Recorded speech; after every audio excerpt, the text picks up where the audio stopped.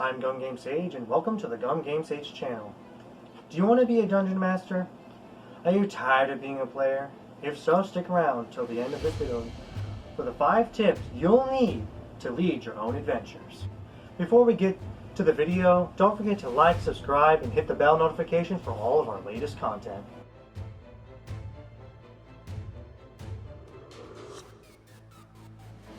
Tip number 1. Always plan ahead. You never know what your party is going to do, but you are sure of one thing: they are going to do something. Plan ahead for encounters. Entice your players. Tell tales of epic grandeur, of things that happened a long time ago. You'll always want to keep your players moving forward or backward or side to side. You want to keep them moving and keep them somewhere. You have to keep them moving at the same time. Now, I know that's contradictory, but long story short, you want to plan ahead for encounters, plan ahead for adventures, and even some early quests for your first time DMing. It can be very, very difficult to do this, especially if it's your first time. So if you're thinking about DMing, make sure you do this step first. Plan ahead for your encounters and your quests and things like that.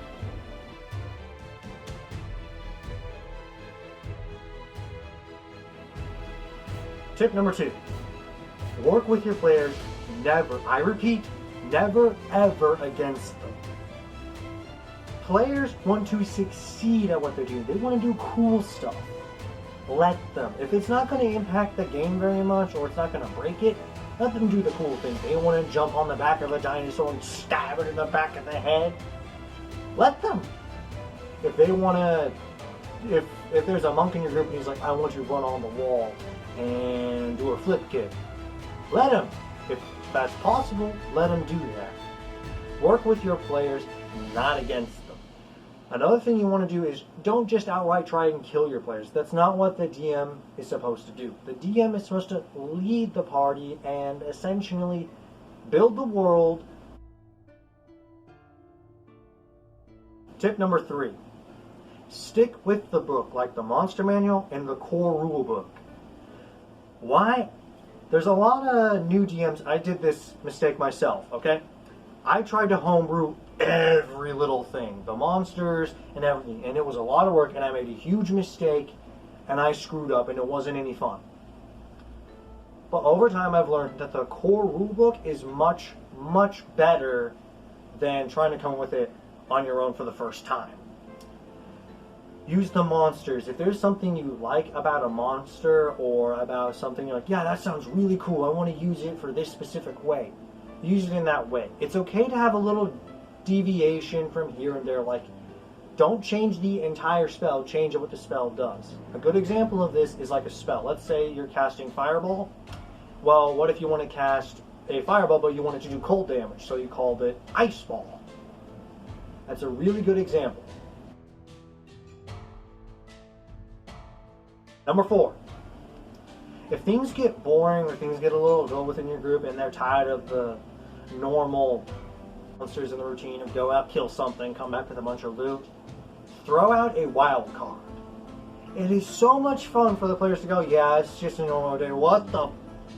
And then they turn their head and they're like, what the heck is this? What the heck is going on?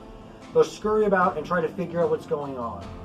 Now, don't make it attack the players or have it be directed at the players, but just have it be an environmental thing, like, oh, the sky comes dark, or lightning strikes a tree nearby. You know, make it weather-based or magic-based, or, oh, a door appears in front of you. Do you want to walk through it? You can use this to tie in with the players even better. Like, let's say there's a wild magic sorcerer. You could tie that in, essentially be like, oh, your wild magic goes crazy, and all this cool stuff happens. Bonus tip. Yay! So this tip is pretty simple. Make the world feel lived in. Well, what does that mean? It's pretty simple. You need to have people in the markets, you need to have people moving about, you need to even have somewhat friendly, just NPCs.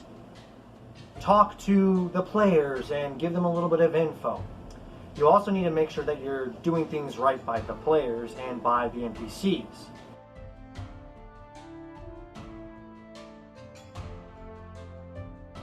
Tip number 5. This tip is a little more complicated than the others, so it might take a little bit longer, but stick around, I promise, it's useful. Make sure, and I cannot stress this enough, make sure to introduce your guides or your quest givers extremely early. Here's why. I have built an entire town before, literally an entire town. I come up with the lore, NPCs, shoppers and everything, but I didn't really give a lot of content in this town. And all the players would do is they went their separate ways and literally did their own thing because I put the quest and the quest giver outside of town. That was my bad. And ever since then, I've learned to put the quest giver in town, or wherever it is the party is, and introduce him by having him or her walk up to the players. It's very simple and very easy. This has been my 5 tips and tricks for new Dungeon Masters everywhere. If you have a tip, leave it down in the comment section down below. This is GumGameSage channel, signing off.